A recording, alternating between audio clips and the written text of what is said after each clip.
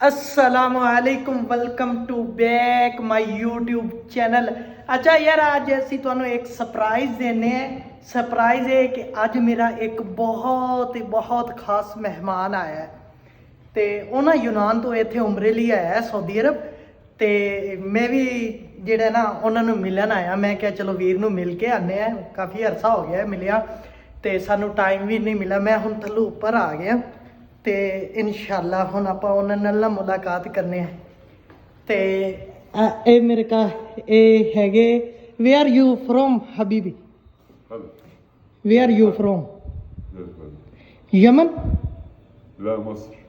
مصر؟ यानी मिस्र? مصر. طيب शुक्र। तो अभी हमने इससे पूछा, ये मस्र का है, मस्र में रहने वाले हैं। तो इंशाल्लाह अभी हम चलते हैं, उनको सरप्राइज भी देते हैं।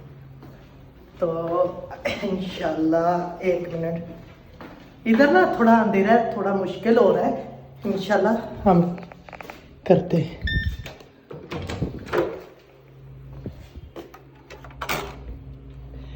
अस्सलामु अलैकुम।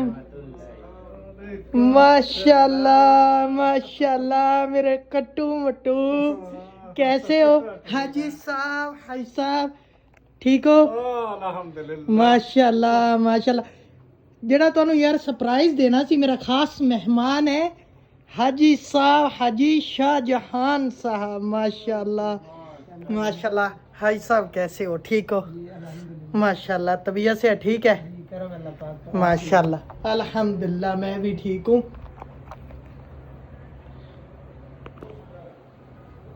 और हाजी साहब ठीक हो?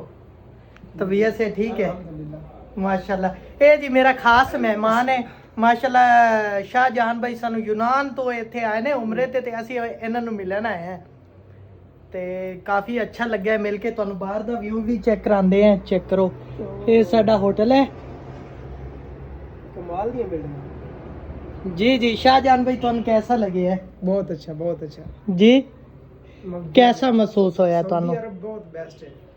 अच्छा, सऊदी अरब बेस्ट है? बेस्ट है। लेकिन इथों ਦੇ ਜਿਹੜੇ ਨੇ ਨਾ, ਉਹ ਕਹਿੰਦੇ ਨੇ ਅਸੀਂ ਯੂਨਾਨ ਜਾਣਾ ਹੈ। ऐसे तरह इंसान किसी हाल में खुश नहीं। ਕਿਸੇ ਹਾਲ ਵਿੱਚ ਕੁਛ ਨਹੀਂ। ਇਹ ਤੇ ਚਾਹੇ 5000 ਕਮਾਏ, 10000 ਕਮਾਏ, ਉਹਨੇ ਕਿਹਾ ਅਸੀਂ ਯੂਨਾਨ ਹੀ ਜਾਣਾ ਹੈ। खूबसूरती है। ਅੱਛਾ, ਵੈਸੇ ਅੰਦਰ ਦੀ ਇੱਕ ਗੱਲ ਦੱਸਾਂ, हाँ जी। ਮੈਂ ਵੀ ਕਹਿਣਾ ਮੈਂ ਯੂਨਾਨ ਜਾਵਾਂ। अच्छा जी। ਹਾਂਜੀ। ਤੋ ਅੱਲਾ ਖੈਰ ਕਰੇ। ਅੱਜ ਦਾ ਵਲੌਗ ਇੱਥੇ ਹੀ ਖਤਮ ਕਰਨੇ ਆ। ਤੁਹਾਨੂੰ ਸਰਪ੍ਰਾਈਜ਼ ਦੇਣਾ ਸੀ ਕਿ ਮਹਿਮਾਨ ਨੂੰ ਤੁਹਾਨੂੰ ਮਿਲਵਾਉਣਾ ਸੀ, ਅਸੀਂ ਮਿਲਵਾ ਦਿੱਤਾ।